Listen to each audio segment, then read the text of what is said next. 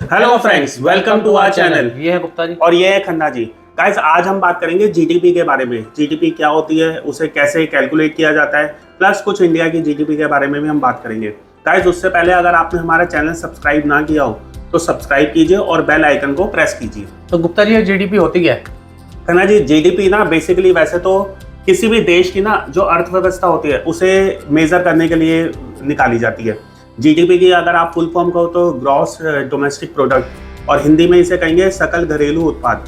ये क्या होता है, किसी भी एक साल के अंदर जितने भी गुड्स होते हैं और सर्विसेज होती हैं जो वहाँ पर बनती हैं और यूज़ होती हैं, उसका टोटल किया जाता है। अब खन्ना जी, गुड्स में आपके आ गए खाने का सामान, आपके कपड़े और आपका मकान, घर वगैरह सब कुछ हो गया। ऐसे ही सर्विसेज में आ गए आपका एयर ट्रैवल, आपकी ट्यूशन, आपके स्कूल, आपकी मोबाइल सर्विसेज। तो ये इन सब का जो टोटल होता है वो टोटल जीडीपी होती है। तो जीडीपी की शुरुआत कब हुई थी? खन्ना जी, जीडीपी की ना वैसे तो देखो शुरुआत हो गई थी 18th सेंचुरी में, लेकिन जो इसे मॉडर्न कॉन्सेप्ट अपनाया गया ना वो बेसिकली 1930 के बाद अपनाया गया। वो भी इसलिए क्योंकि अमेरिका में ना उस टाइम मंदी बहुत आ गई थी। सबसे पहले मंदी भी उसी को कहा जाता है। तो वो मंदी बहुत आ गई थी, तब वहाँ के जो इकोनॉमिस्ट हैं उन्हें लगा जब कोई पैरामीटर होना चाहिए कि जिससे हम ये चीज़ इकोनॉमी की अर्थव्यवस्था को वो कैलकुलेट एक तरह से कर सकें। तो इस वजह से वो मॉडर्न कॉन्सेप्ट अपनाया गया था। तो गुप्ता जी, जीडीपी को कैलकुलेट कैसे करते हैं? खन्ना जी, कैलकुलेशन करने से पहले ना कुछ चीज़ें समझनी होंगी इसमें देखिए, जो कुछ प्रोडक्ट होते हैं, चाहे वो फॉरेन कंपनी हो चाहे अपनी इंडियन कंपनी हो, वो अगर यहीं बना रही हो और यहीं बेच रही है तो वो जीडीपी में कैलकुलेट होगा। लेकिन अगर यही कोई प्रोडक्ट बाहर बन रहा है और यहाँ पर आकर यूज़ हो रहा है तो वो जीडीपी में कैलकुलेट नहीं होगा। अच्छा, कुछ प्रोडक्ट ऐसे होते हैं जैसे आपने बना दिए लेकिन अभी तक बिके नहीं है, वो भी जीडीपी में कैलकुलेट नहीं होगा। कुछ प्रोडक्ट ऐसे हैं जो ब्लैक मार्केट में बिकते हैं तो वो भी कैलकुलेट नहीं होगा। तो ये चीज़ें समझने की ज़रूरत है कि ये कैलकुलेट नहीं होगा। और इसे कैलकुलेशन करने के लिए ना 3 इसकी अप्रोच होती है। सबसे पहली हो गई आपकी प्रोडक्शन अप्रोच, दूसरी आपकी हो गई एक्सपेंडिचर अप्रोच, और तीसरी हो गई आपकी इनकम अप्रोच। तो ये 3 अप्रोच होती है और इसका जो फॉर्मूला है निकालने का वो ये होता है कि C + I + G + NX।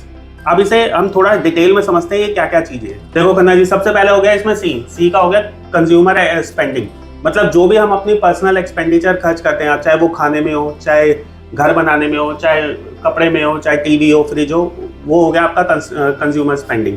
दूसरा खन्ना जी इसमें हो गया इनकम स्पेंडिंग। इनकम स्पेंडिंग हो गई कोई भी आप बिजनेस में अगर सपोज कैपिटल गुड्स पे लगा रहे हो अपना पैसा, जैसे मशीनरी हो गई, इक्विपमेंट्स हो गए, वो हो गया।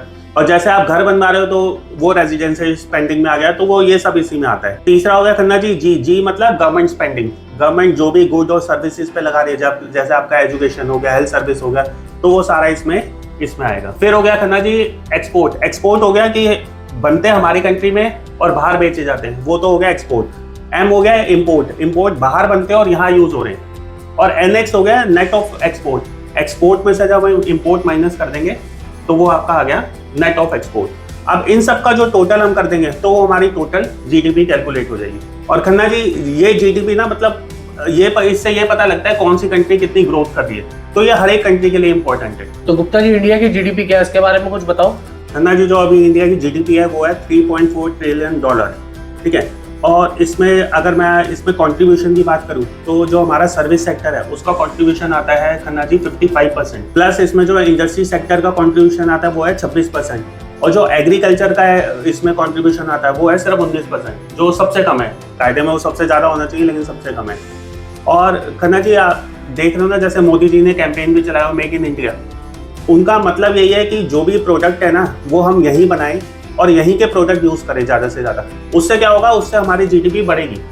इसका उलट क्या होता है कि हम अगर बाहर के प्रोडक्ट यूज़ कर रहे हैं जैसे चाइना या कहीं और के, तो उससे क्या है, उससे उनकी जीडीपी बढ़ रही है, हमारी नहीं बढ़ रही। तो हमारा पर्पज़ ये होना चाहिए हम सभी का कि हम ज़्यादा से ज़्यादा यहाँ पर प्रोडक्शन करें और ज़्यादा से ज़्यादा यहीं के गुड्स खरीदें, उससे हमारी जीडीपी जल्दी से ग्रोथ करेगी। तो चलिए फ्रेंड्स, आपको अगर हमारी ये वीडियो पसंद आई हो तो वीडियो को लाइक कीजिएगा और चैनल को सब्सक्राइब कीजिएगा। Okay, bye.